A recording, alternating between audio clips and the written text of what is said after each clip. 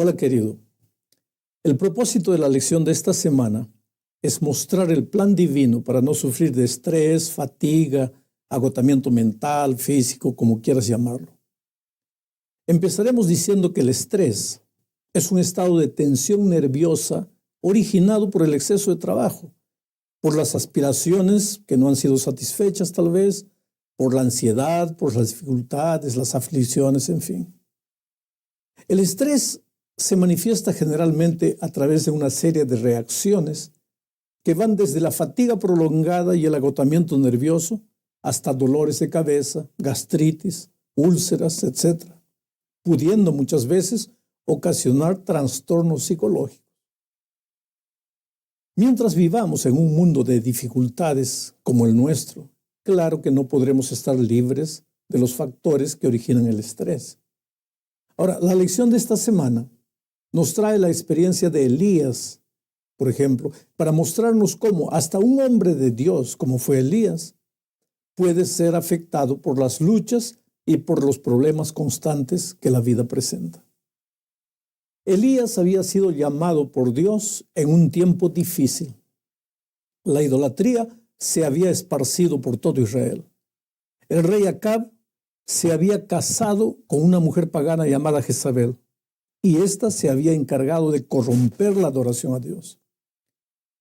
Se había instituido en medio del pueblo de Dios todo un sistema completo de adoración a Baal. Y ahora Elías tenía la difícil misión de llamar al pueblo de vuelta a los caminos de Dios. La historia es muy larga. Está registrada en los capítulos 16, 17 y 18 del primer libro de Reyes. Elías comenzó anunciando una sequía terrible sobre Israel. Y ese ya era un atrevimiento que involucraba un tremendo peligro, porque aunque Acab era el rey, la que en realidad gobernaba Israel era Jezabel, su esposa. Nadie se atrevería a enfrentar a esta mujer sin sufrir las consecuencias. Por lo tanto, este anuncio de que no llovería era un factor desgastante para el profeta. Dios le había ordenado a Elías esconderse en el arroyo de Querit, y allí fue sustentado por los cuervos que le traían comida. ¡Qué acto maravilloso de Dios!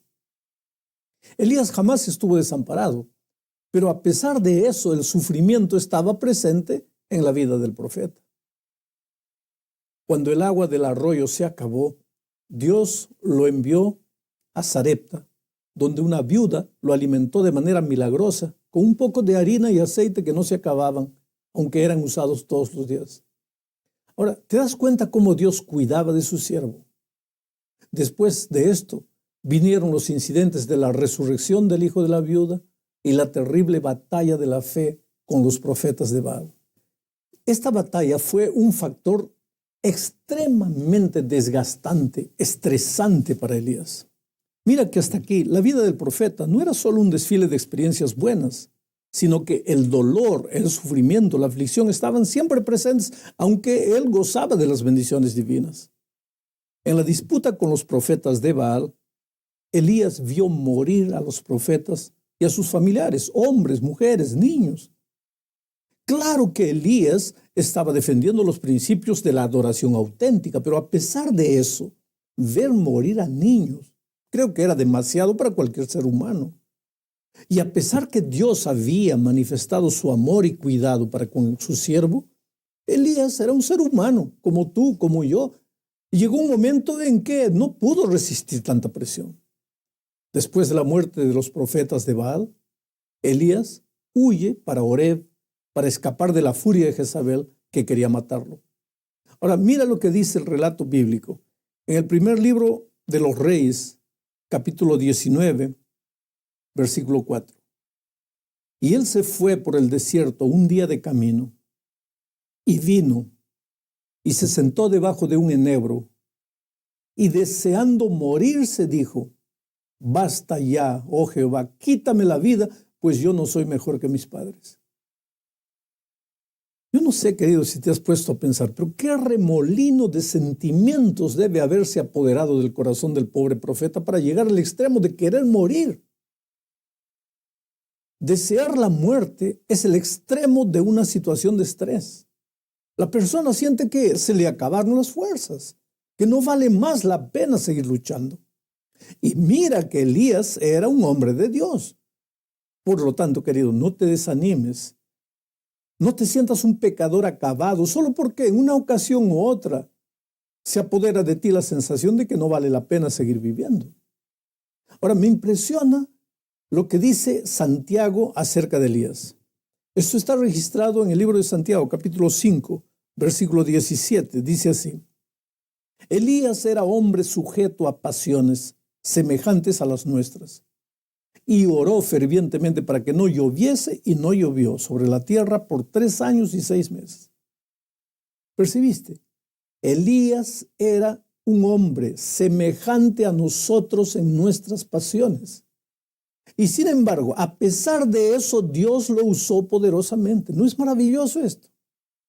Quiere decir que a pesar de que a veces como seres humanos podemos fallar, ni por eso estamos descartados para siempre.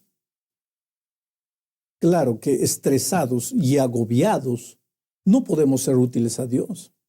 Es necesario que Él nos cure, y Dios puede hacerlo si confiamos en Él. En el caso de Elías, mira lo que Dios hizo. Está registrado en el versículo 5 al 7 del primer libro de Reyes, capítulo 19. Y echándose debajo del enebro, se quedó dormido. Y he aquí luego un ángel le tocó y le dijo: levántate, come. Entonces él miró, y he aquí a su cabecera una torta cocida sobre las ascuas y una vasija de agua. Y comió y bebió, y volvió a dormirse. Y volviendo el ángel de Jehová la segunda vez, le tocó diciendo: levántate y come, porque el largo camino te espera. ¿Ves cómo Dios no desiste? Una y otra vez. Él está allí dispuesto a utilizarte a pesar de tus debilidades humanas. Pero hay algunas lecciones que necesitamos extraer de este incidente. ¿Por qué el ángel le trajo comida a Elías? Aquí es donde nosotros muchas veces fallamos, porque pensamos que solo la oración resuelve todo, o que la vida del ser humano, la vida del cristiano, es solo el aspecto espiritual de la vida. Querido, claro que Dios va a hacer lo que nosotros no podemos hacer por nosotros mismos, pero es necesario recordar que el ser humano no es un ser solo con facultades espirituales. Tiene también el aspecto físico y el aspecto mental espiritual. Y uno está relacionado con el otro. Por lo tanto, la oración va a hacer poco en la vida de una persona que está con hambre, por ejemplo, o que está con frío. Es necesario ver al ser humano como la unidad que es. El pastor es tan necesario cuanto es el médico. Y a veces es necesario buscar la asistencia de un psicólogo cristiano. Pero percibe lo que estoy diciendo: psicólogo cristiano. Porque la psicología moderna tiene explicación para todo sin tener cuenta la palabra de Dios, y eso puede ser muy peligroso para un cristiano. Pasemos ahora a la siguiente parte de la lección. ¿Cuál es la mejor manera de prevenirse contra el estrés en la opinión de Jesús? Bueno, dejemos que Él mismo nos responda. Su respuesta está aquí en San Marcos, capítulo 6, versículo 31. Él les dijo: venid vosotros aparte a un lugar desierto y descansad un poco, porque eran muchos los que iban y venían, de manera que ni aún tenían tiempo para comer. Qué dramática situación de los discípulos. No tenían tiempo ni para comer. ¿Te acuerdas de alguien parecido con esto? ¿Alguna vez ya dijiste tú o oíste a alguien decir: no tengo tiempo ni para comer? Ahora, querido, cuando alguien piensa que no tiene tiempo para comer, algo está mal en la vida, porque si no tiene tiempo para comer, que es una necesidad vital, mucho menos lo va a tener para la esposa, para los hijos o para Dios. Por lo tanto, difícilmente esa persona va a orar o va a estudiar la Biblia, y el resultado va a ser la separación inconsciente de la fuente del poder y de la buena salud, que es Jesucristo. Volvamos a Elías. Era un hombre de Dios, es verdad, Pero en el momento en que deseó morir, evidentemente no estaba en comunión con Dios. Aquí entra lo que siempre digo, y muchos no están de acuerdo. El cristiano que vive una vida de comunión permanente con Cristo jamás sufre de estrés.